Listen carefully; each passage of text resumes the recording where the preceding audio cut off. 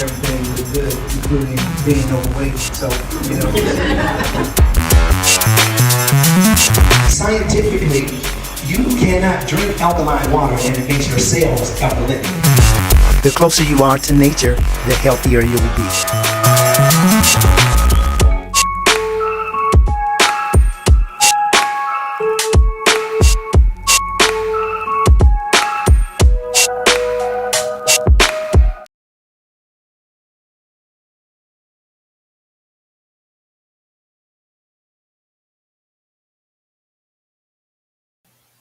Hello, hello. Happy Saturday. I am Carolyn, and you are in the Mind of Nature, hosted by Dr. Zarif, the nutritionist. Thank you all so much for joining us here today. As you come in, please go ahead and share the live. Share the live so others can be a part of the conversation. We always have a great show lined up, so go ahead and share the live so others can be a part of the conversation. We are streaming live on Facebook, we are on YouTube, and on Instagram. If you have not already subscribed to the YouTube channel, it is Dr. Farid Zarif.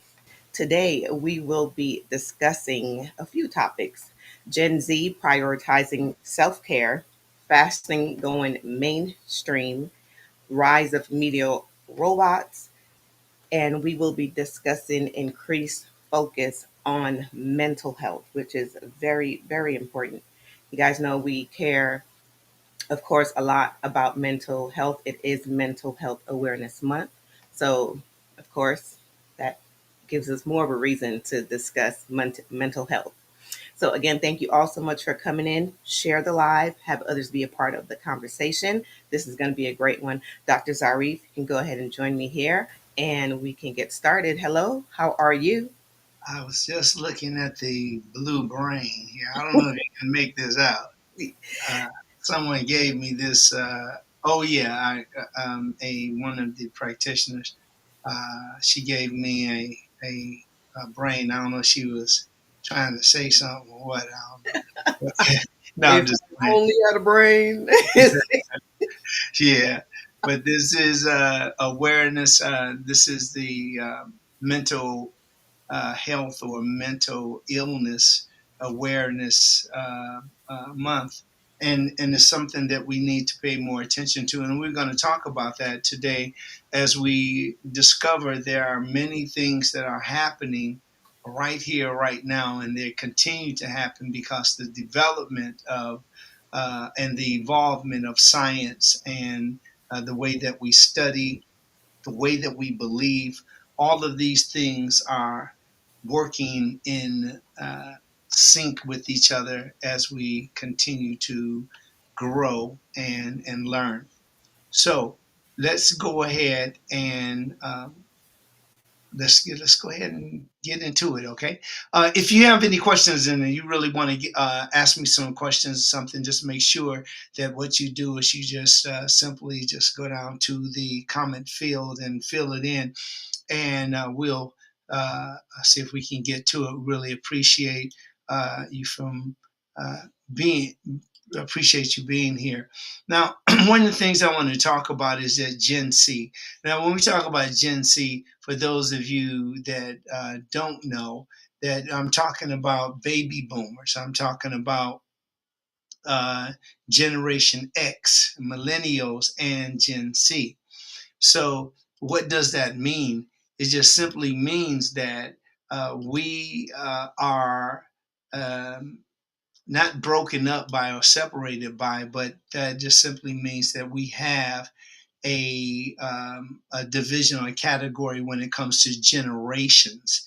So when you hear Generation X or you hear Generation Z, that's exactly what we're talking about are those generations. So we have baby boomers. If you're born between 1946 and 1964, that is those people are considered a baby boomer, 1946 to 1964. And then we have Generation X, and that's born between 1965 and 1976. Those people that were born in between 1977 and 1995 are millennials, and Gen Z, that's where we are currently, those people that were born in 1996 to current date.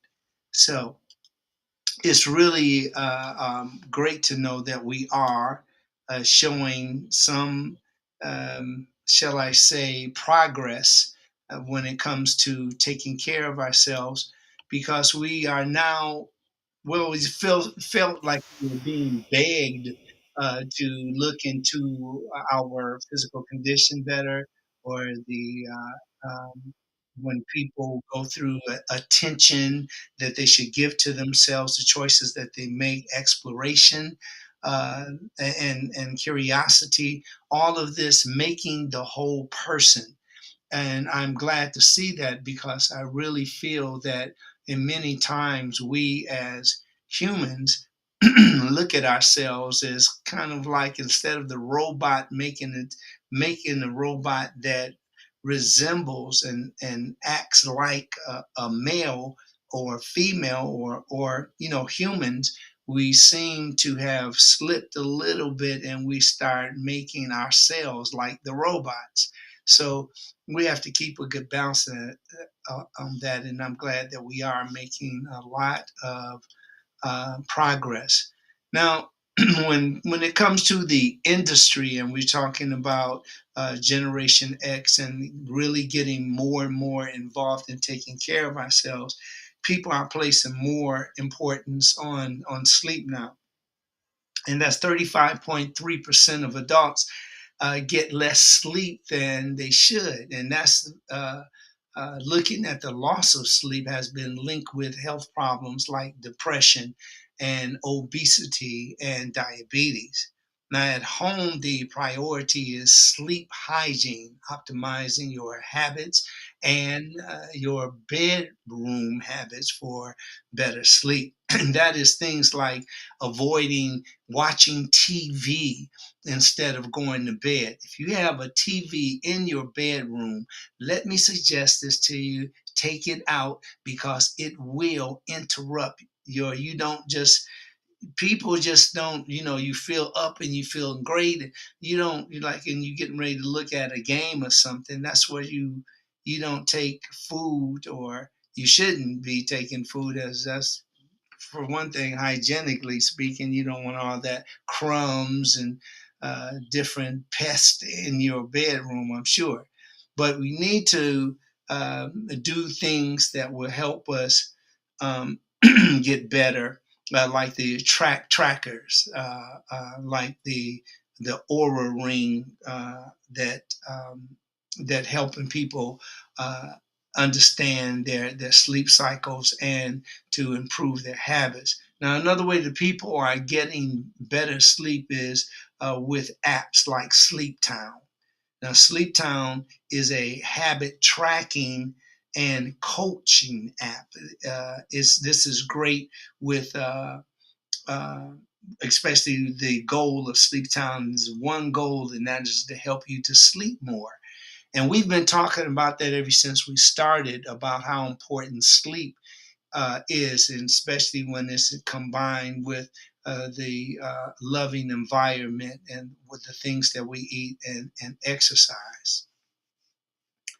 As we continue here, there are other things that we have found out about the different generations, especially Gen Z. In sleeping now, you also find out that you'll have better, more energy as we wake up and get our next day started. Um, and that's very important, because when you don't actually get into the movement of your new day with all your energy, what happens is you rip off or you lose the excitement of that day, that 24 hours. Some of you don't understand it now, but as you get older, you get wiser. And as you get wiser, you really realize how important a day is. And from moment to moment, what you do, where you go, who you around, what you're eating, and the way that you treat yourself. This is really important because things like taking a nice bubble bath, kicking back in a nice warm shower, these are some of the things that we should do more of for ourselves instead of waiting for a holiday and now, oh yeah, this is a special day. No, all of your days are special. None of us know the time that we're going to leave here. And Usually a person calculates how long they're going to be here by how sick they are, not by how healthy they are.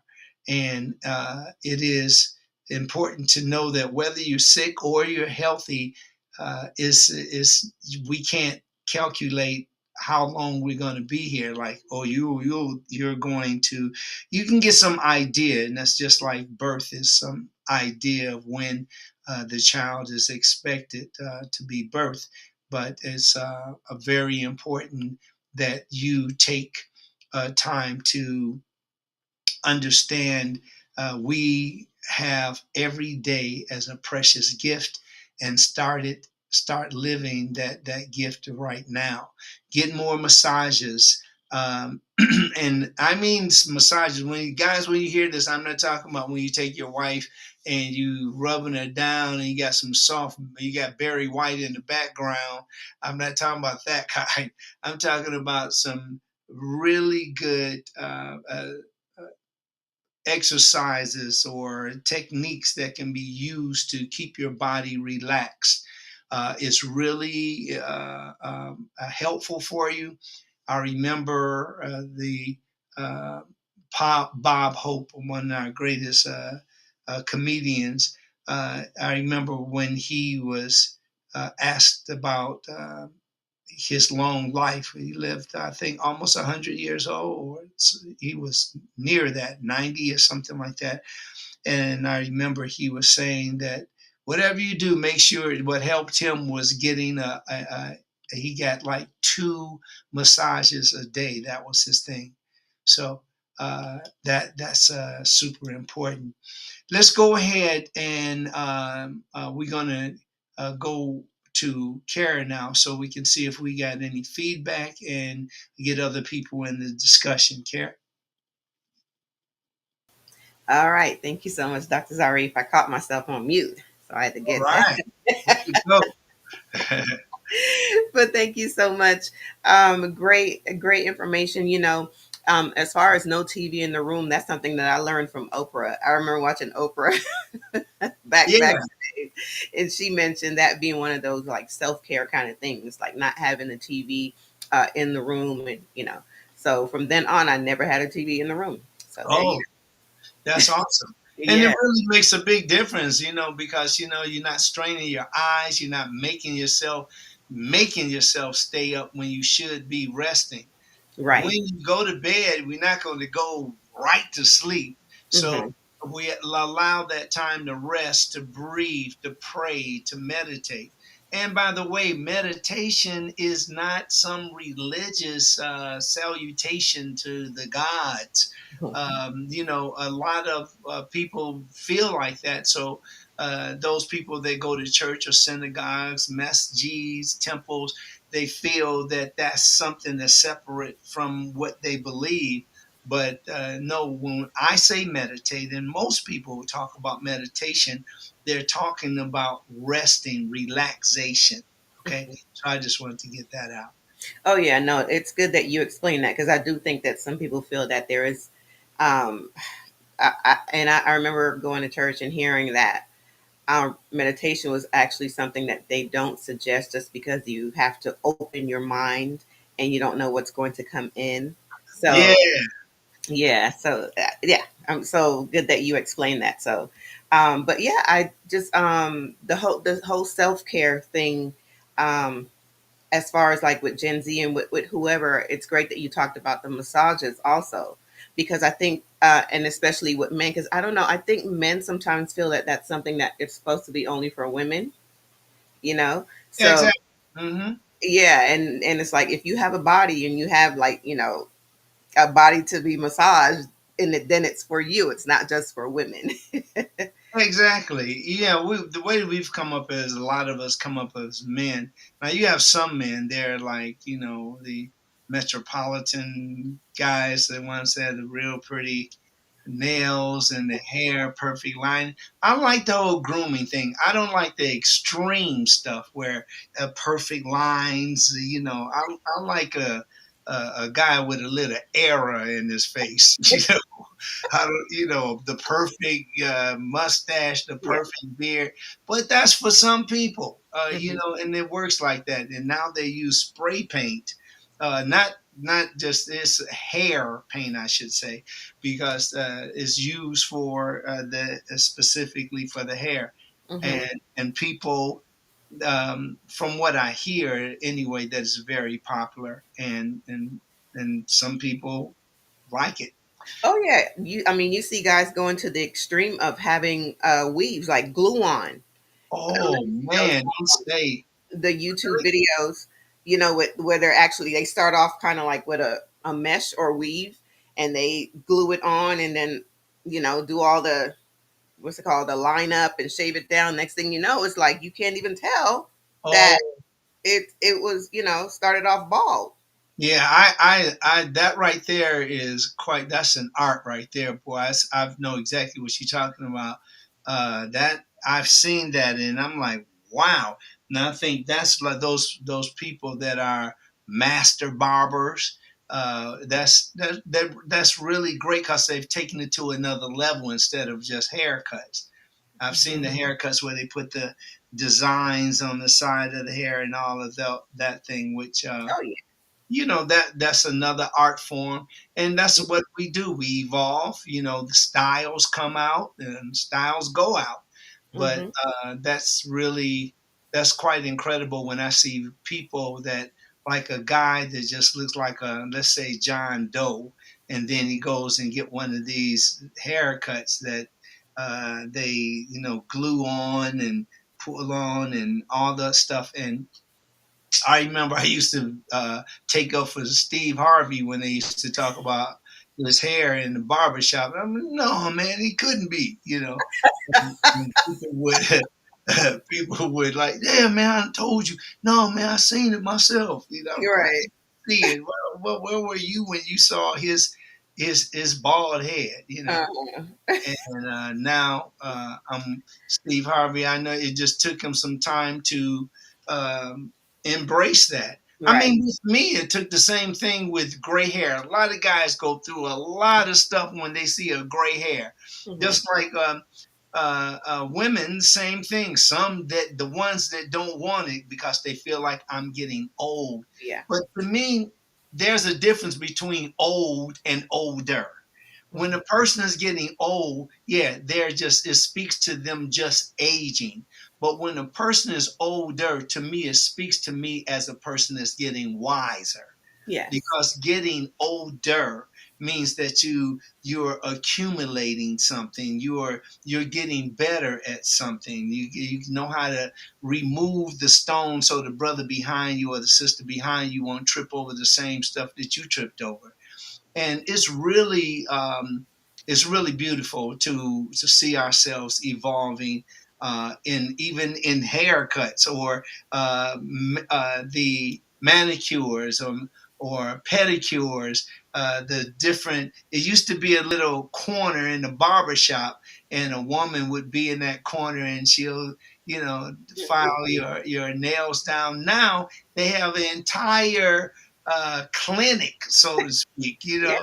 with Yes. all these really expensive chairs when they soaking your toes while they're filing your nails and you getting a massage, your hair. I'm like, and the prices have gone up too. So Oh, you for sure. They are making up for when they couldn't open, couldn't or do when it. during COVID. They're making up for it. I hear you. Well, let's go ahead and get back into it. Now we're going to go on to our segment of fasting goes mainstream. Absolutely. Just wanted to say really quick hello to Denise Kane. Shout out to you. Good morning. Good morning. Just Nice. wanted to go ahead and give some shout outs. That's awesome. Yes. Okay, All so right. we're gonna go right here. Okay, right there. I want to get to speak to you about the fasting. And most people, when it comes to fasting, in my experience, fasting has worked for me like it's worked for other people. One thing that it does give you is it allows you to eat according to um, your particular belief.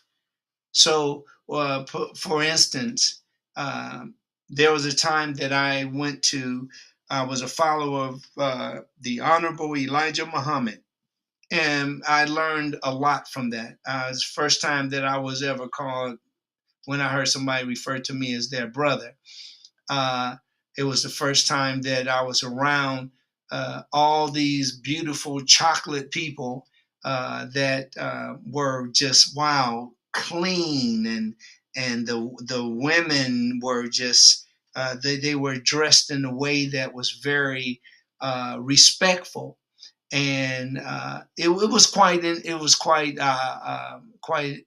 enjoyable, and I learned a lot from it, and it was about that education and respect and all of that. So I'm always thankful for the brothers that uh, led me with wisdom when I was that age, and dealing with that particular uh, belief. But belief, when it comes down to the things that we believe, one of the things that I used to go on is every year 30 days of Ramadan. Since then, of course, I went the last fast. When you fast, if you know anything about fasting, the longer you go on the fast, the longer you can go. It's like you just get used to it, and it becomes the way that you eat. It doesn't mean that it's right. It doesn't mean that it's wrong. It just means that it can happen like that. So, fasting, according to a recent poll, fasting is the number one most popular dieting approach in America now. So, instead of all the different diets like the Atkins diet, like the Mediterranean diet, like all these different diets, the number one diet now is fasting, and there are also different kinds of fasting. By the way, now when we talk about the fasting, we're talking about not eating anything, just drinking water. Now, some people will say, "I went on a milk and honey fast," or I went on a lemon fast," or "I went on all these different types of fast." But fasting in itself means the absence of food or not eating. The wonderful thing about fasting also is that it helps you to build discipline. Now, building discipline is super important. For those of you who are fathers, you know how it is, because we have to talk to our sons about discipline, especially when our sons start to get older. They've been interested more in dating and growing up, and it's really very helpful to teach them and give them examples of discipline. That is to be able to control yourself. That is to be able also to manage your emotionalism. It is very important to just learn more about how you can control yourself, because that's the bottom line. Intermittent fasting is the way that um, a lot of people eat now, because they feel that they have more control. But the biggest thing that I get out of fasting, for me anyway, is the closeness that you feel to God. the more spiritual you become. Now, I don't know if I'm right or wrong when it comes to that. What I'm not looking for that. I'm just telling you about the way that I feel. And the way that I feel when I'm fasting is I feel more spiritual. I feel deeper in prayer. And I'm one of those brothers that pray every day and through the day. When I think about it, when I uh, think about or express my appreciation. So fasting is very welcoming with my lifestyle. Now, I don't uh, observe certain religious fasting, like Lent, and there's other types of fasting. But I respect everybody that does that. I for myself have gone through that, and I've found a way that works for me. That's the whole thing about eating and taking care of yourself. Earlier we were talking about self care, but you find a way of doing things that work for you. Now, some people use that time telling you what doesn't work for you. And that's not why we're here. We want to share with you some of the things that are very important when it comes to taking care of yourself.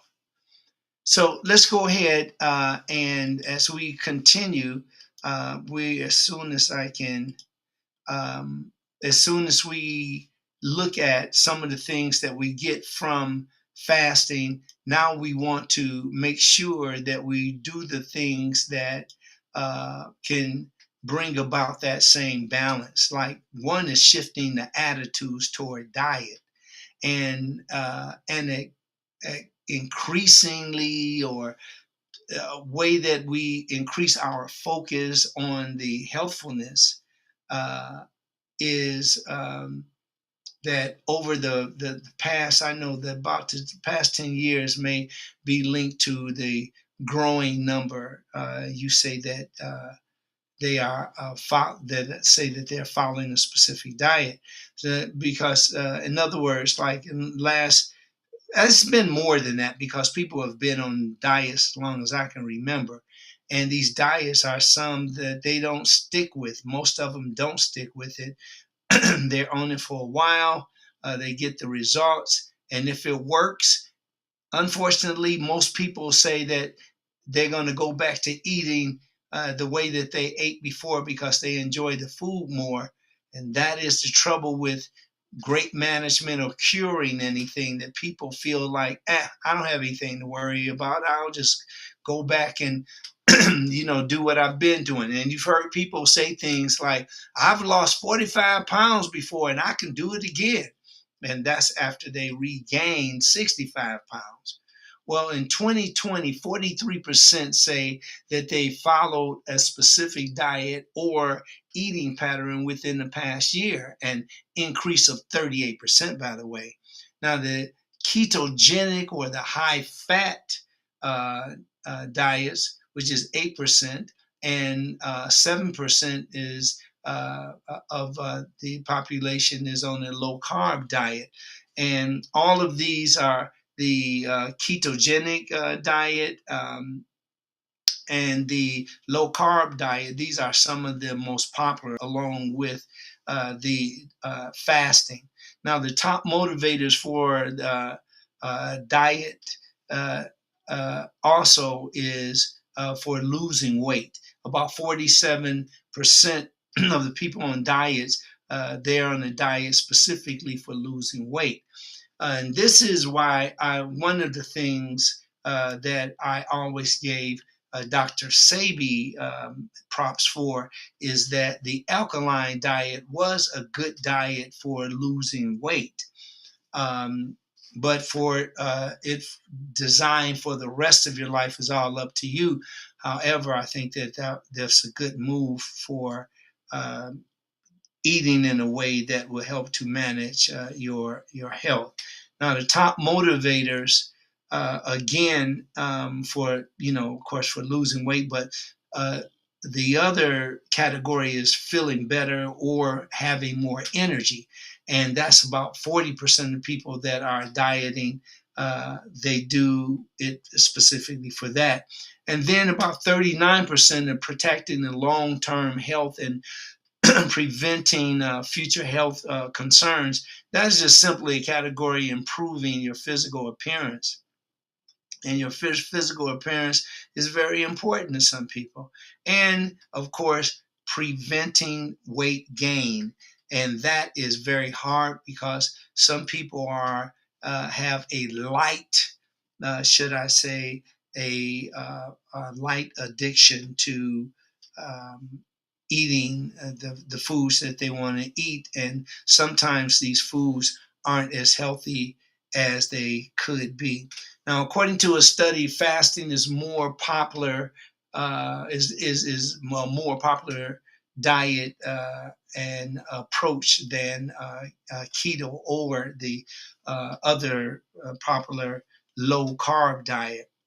Intermittent fasting is the practice of avoiding all food and beverages except water, and people also include coffee and unsweetened tea in some of their diets for an extended period of time. So a person going like 25, 35, 45, 50 days, sometimes there's different things that they change up.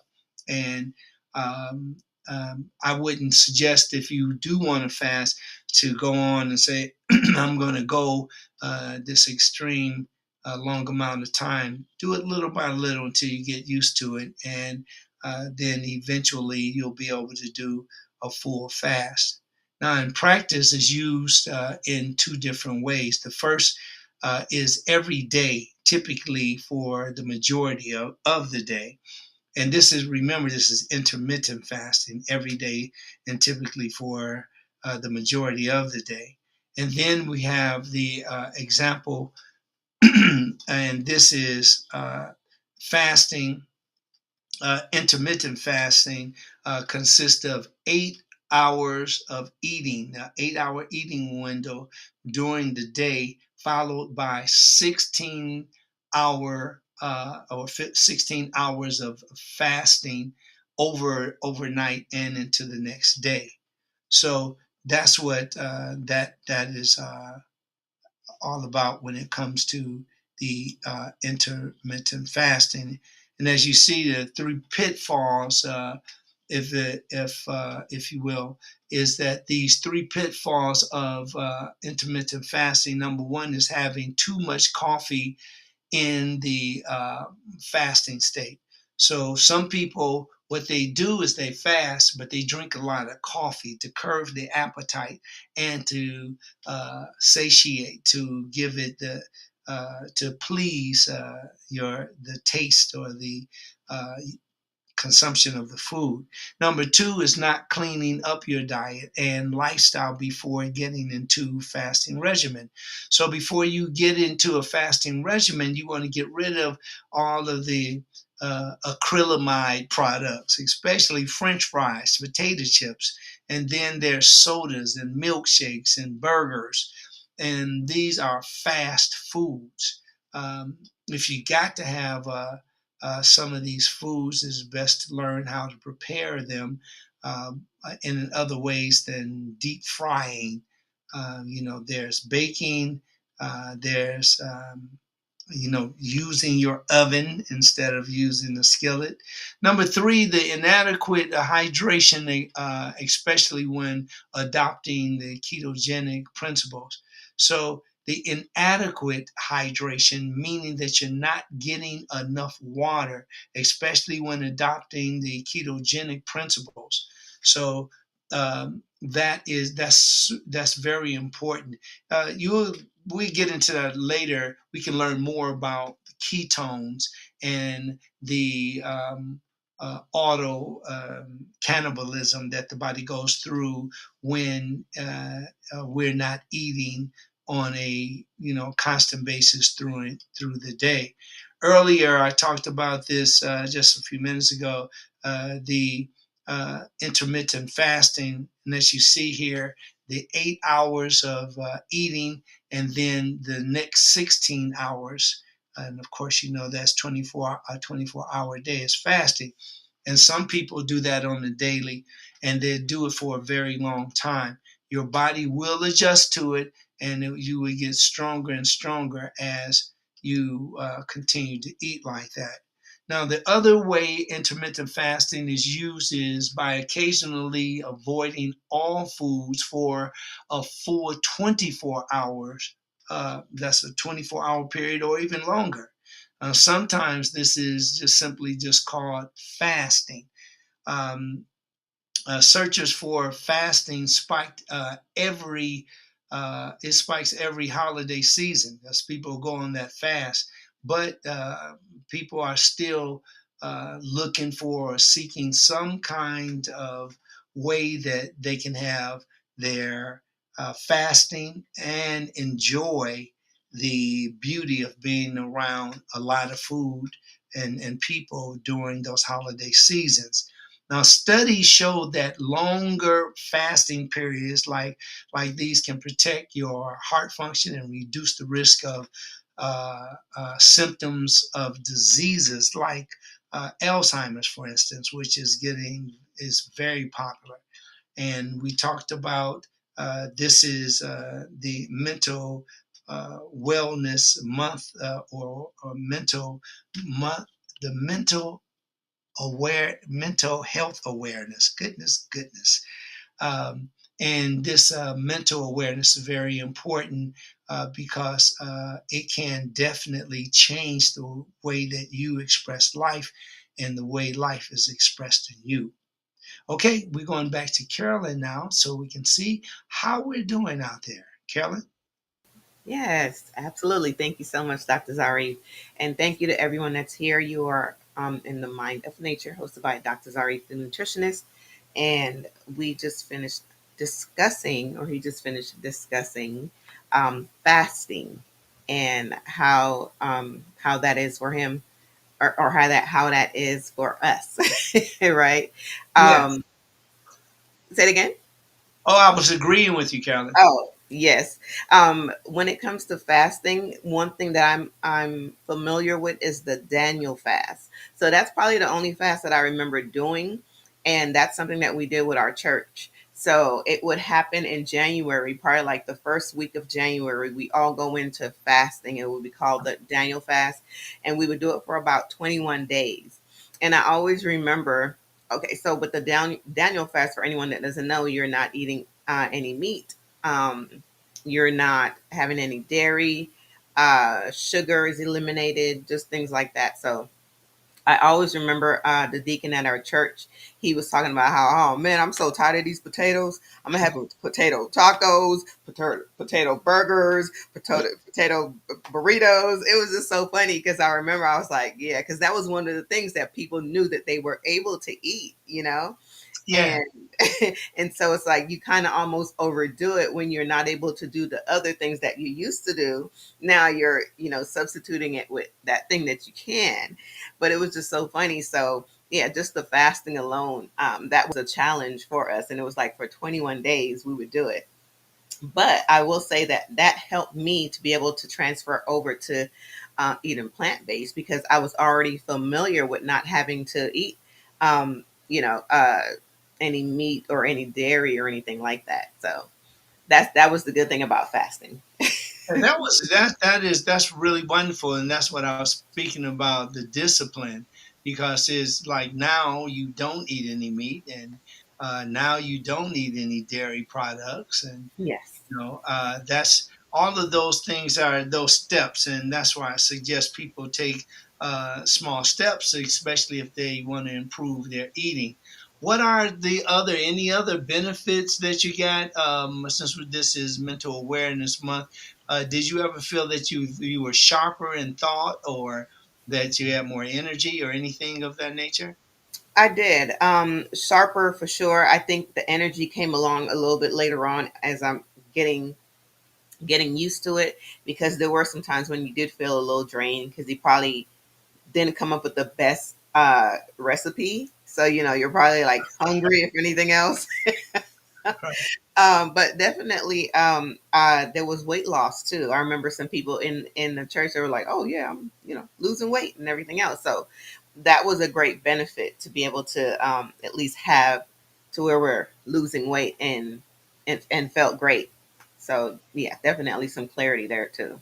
Did you ever feel like, I was saying earlier, and other people that I've talked to, I've asked them the same question. Do you feel like a closeness or a closer connection with God when you, or the Creator? Do you feel that when you go on fasting? Is that a connection for you? I think so, yes, because a part of the Daniel fast is also to pray more and to just be still, So definitely, that would be one of the things that you would experience as well when fasting. Hmm. Awesome. That's beautiful. Yeah, I know for me, because I meditate and I do Tai Chi Chuan, Tai Chi, I do karate, wushu, taekwondo, all of those things over the years. Hmm. And I never thought that I would be still doing martial arts and all these years. I thought it would be, by now be into chess or something like that. But, I love martial arts, and it's the older I get, the smoother I am, and I move, with intention. Life is really great, once we allow ourselves, first of all, to do things that will complement the way that we want to live, and Yes. find joy in your gift, and everybody's gift is to live, and you can select what you want to be, how you want to do that, and it's just great. I can talk about life all my life. uh, Yes. it's beautiful. A great So do thing. we have any questions, or anybody over there on Instagram that maybe, let me check over here. No questions, but just check-ins, I should say. From Yolanda, it says, "Good morning, blessings, Big Mama." She's on a plane, so yes, safe All right. travels to you. And I All know right. she's gonna have and happy Mother's Day too. Before I forget, happy Mother's Day to all the Oh, mommies that's here today. Michelle Gentle, good morning. Michelle hit me up this morning and asked, "Hey, is there a class today?" And I said, "No, it's next week." So with the exercise class oh in yeah, yeah. Mount Tabor. Well, So, thank um, you. Oh, go ahead. oh no, I was just gonna say, I just let her know, no, not this week, but next week But we'll this have. is definitely a great time that we can share with everybody. First, I wanted to give a shout out to Jedwild 330. Thank you for being here. And I want to give a shout out to Sky Aim Productions for being here. Thank you so much for your support.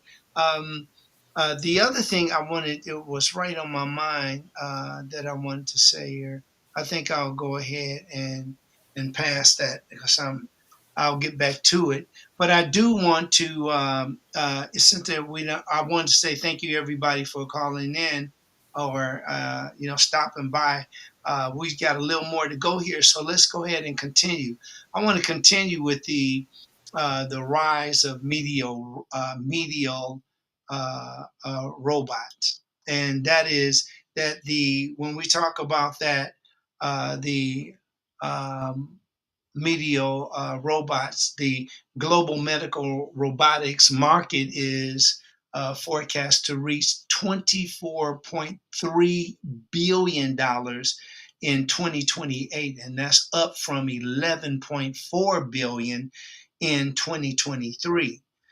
The robotic assisted surgical equipment that makes up for most of the market currently, with the industry leader intuitive surgical.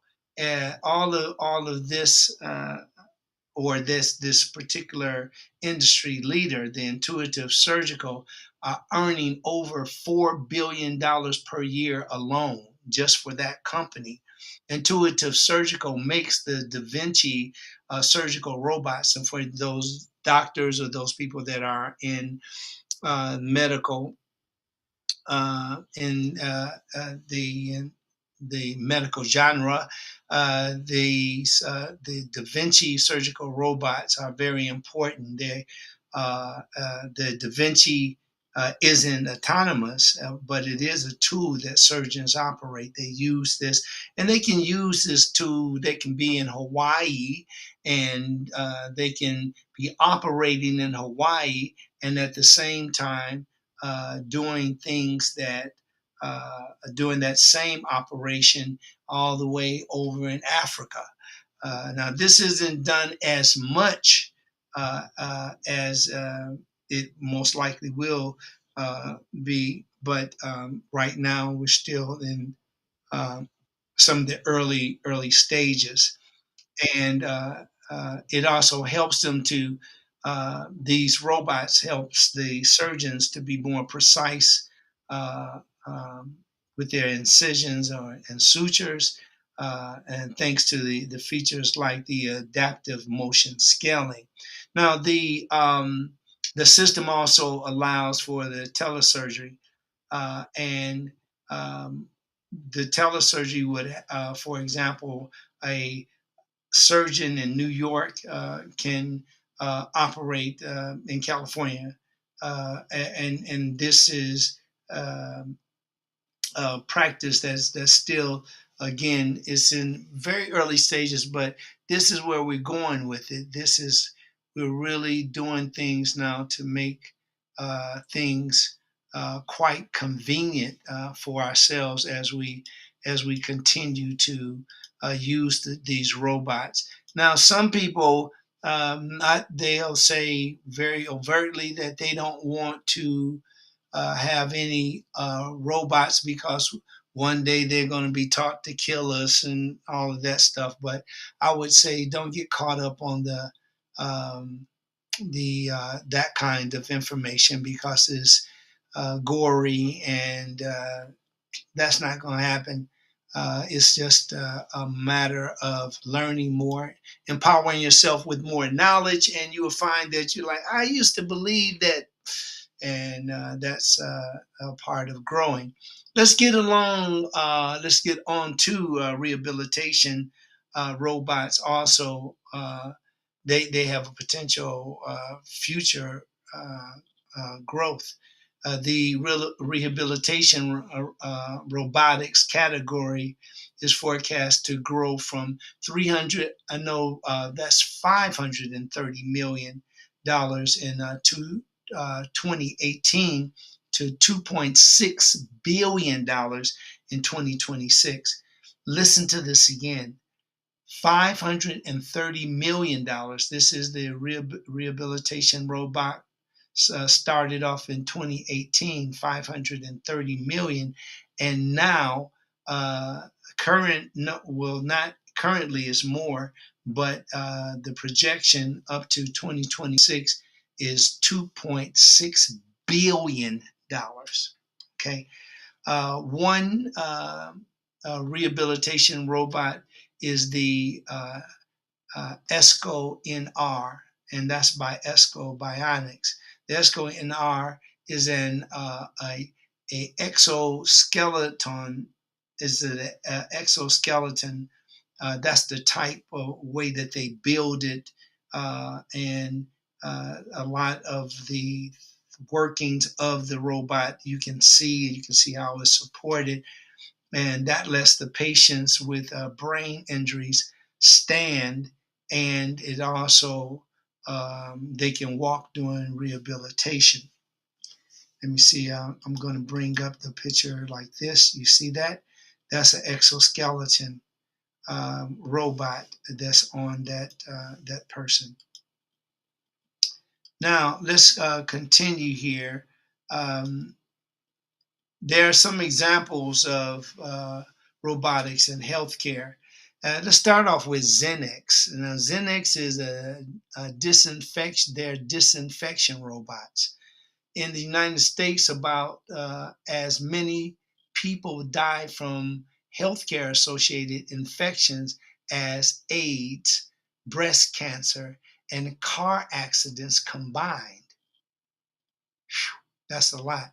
So, and then I'm sure you probably haven't heard that, but in the United States, as many people die from the healthcare associated infections. And again, is quiet, but it is definitely there.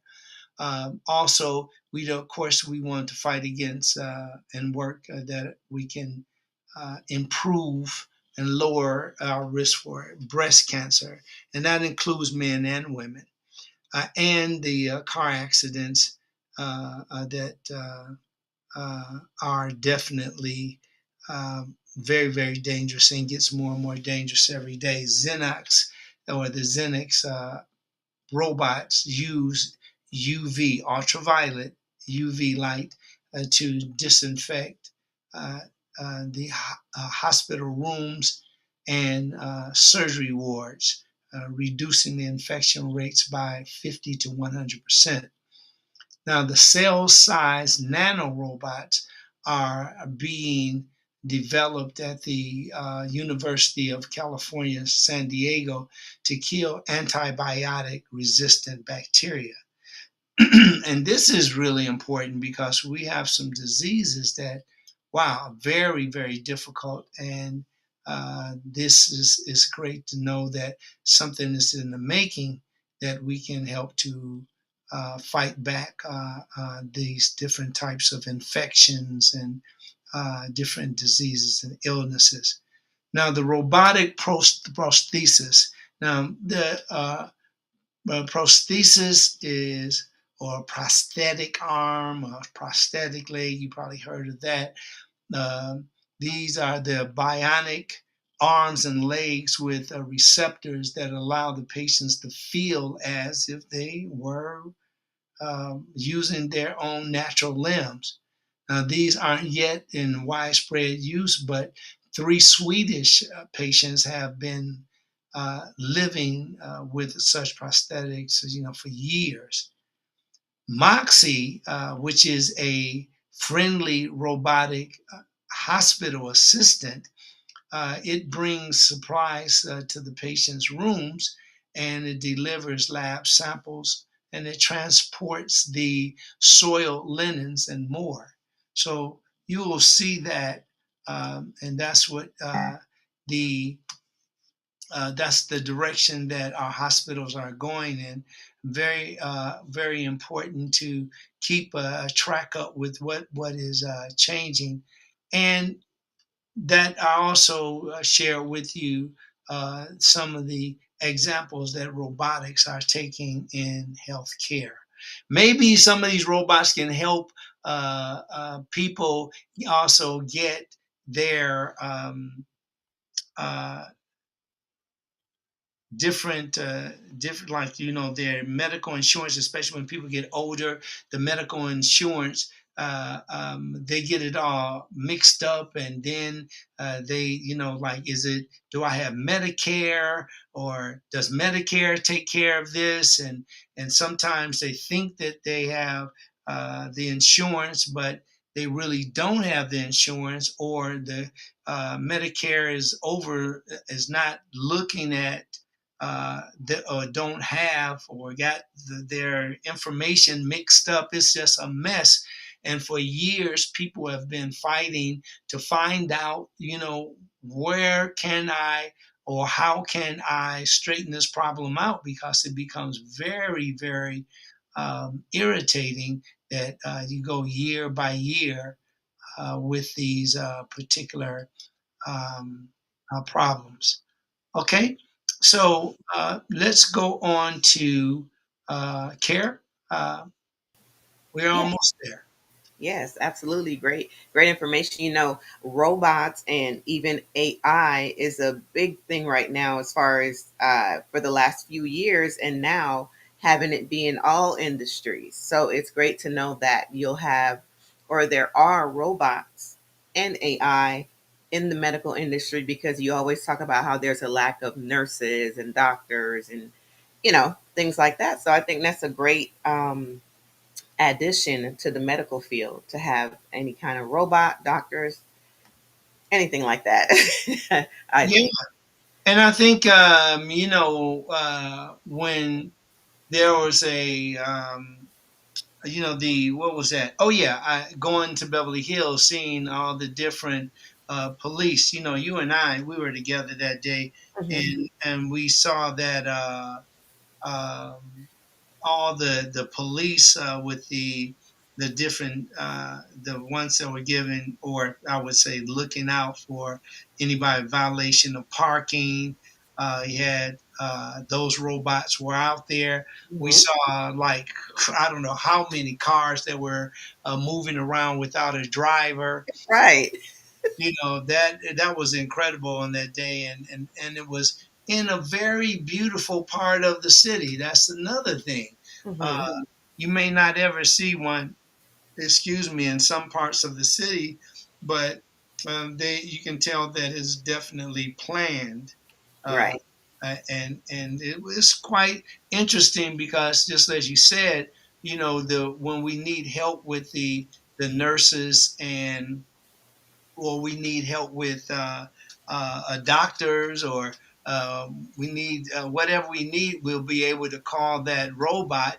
And we definitely, since we do have a shortage of nurses and other health practitioners, this is going to be quite incredible. I Hmm. don't think it's going to uh, uh, come to a point where we don't need humans at all. We're very important in human touch and other talking to doctors that can relate to our situations really makes a big difference. Oh yeah, definitely. It'll just be in addition to what we already have, for sure. So I Yeah. think that's exciting, and just to see it, come about. And then you have people too who may say, "Oh, like you mentioned, AI taking over." It's like, no, it's not taking over, but um, I would suggest anyone that's whatever field you are in to learn AI, because you're going to get people coming in that know it, and you're going to be pushed to the side because you don't know it. So that's where I do feel that people should definitely get into AI in whatever field they're in. Well, getting back to our mental wellness, it's really incredible. The states with the highest percentage of adults with symptoms of especially anxiety and depression are in Arkansas, Hmm. Kentucky, and Louisiana. And there's also increasing mental health concerns when it comes to children and teenagers. Now Hmm. that's really pathetic because these they just got here, and they're already being challenged with mental health concerns. According to the NIH, 40% more children are experiencing mental health issues compared to a decade before. And some teens are advocating for mental health days, and that's in order to be able to take a day off from the stress of school, which is a good balance.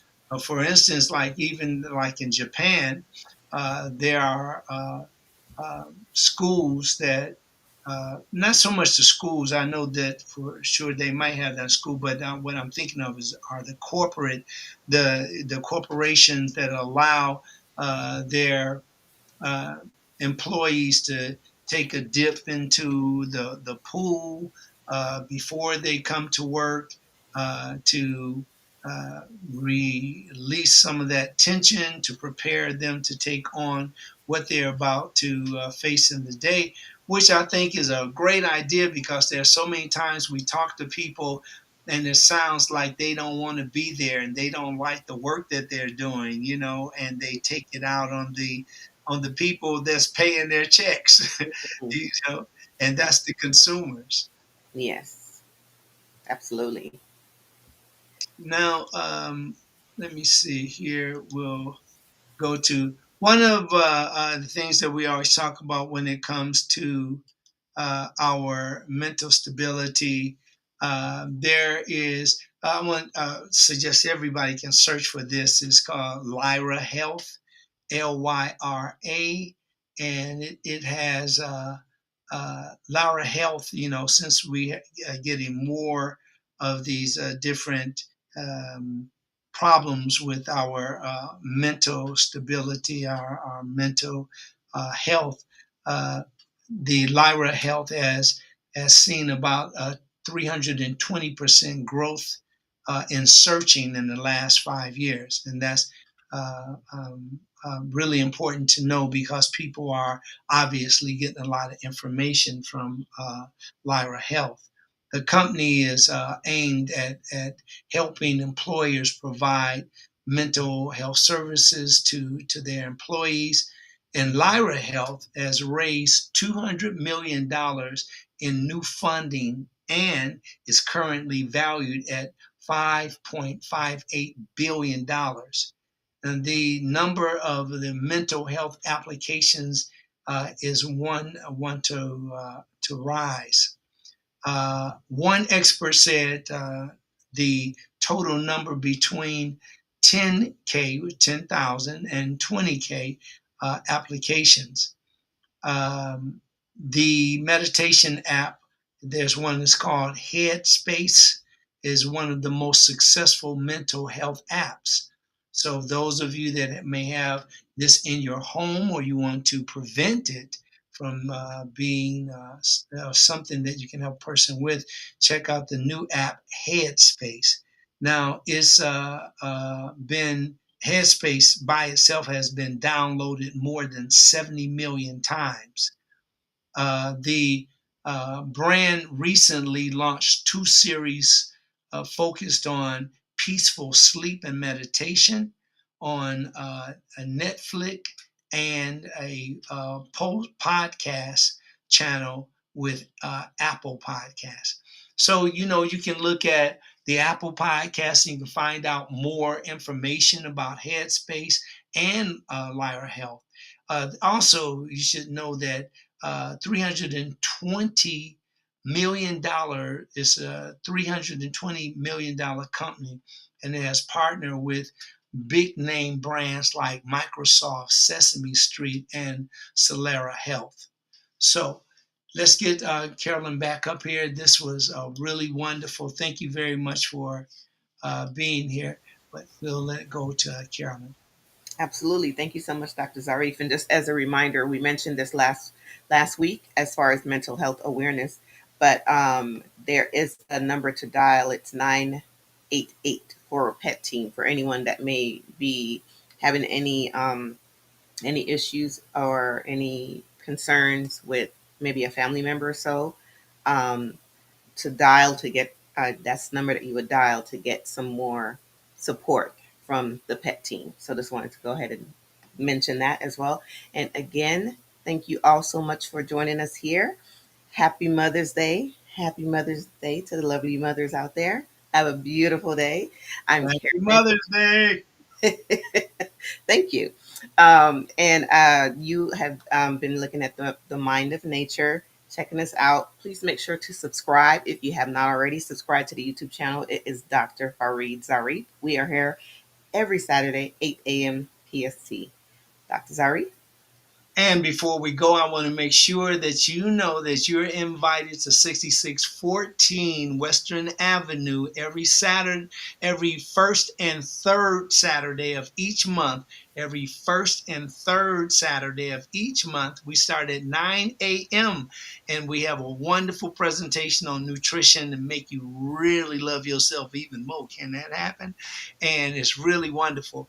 And we're also we have wonderful Funkinetics classes, and if you are not even you don't have to be in great shape. That's what the class is hooked up for. You have people that come to class and say, "Oh, I didn't know somebody was going to be here with that was sitting in the chair." Look, we take everybody that got a body, as Kara was saying earlier. It's like if you want to work out, you are welcome, and we love to have you. We get a little more advanced sometimes because that's what happens with life. We evolve, but you do what you can do. And being in that atmosphere, it makes you feel healthier. It makes you feel more fit. So it's a really wonderful place to be. Great environment, beautiful people.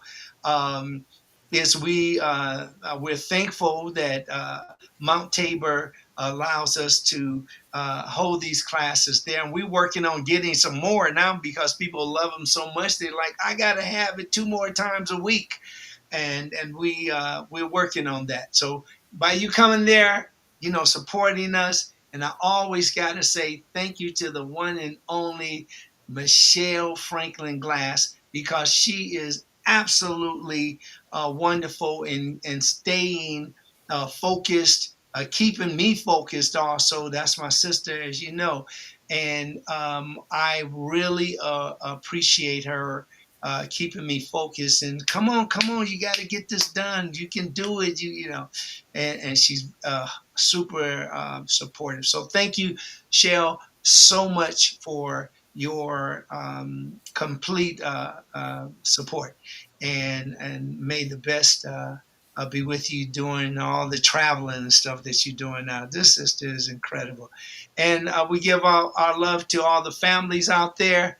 Thank you for getting up to check us out wherever you are on the globe, and keep loving each other, keep respecting each other. We'll see you at our next week. That's when we'll see you at 8 a.m. right here on the Mind of Nature. I'm Dr. Zarif, the nutritionist.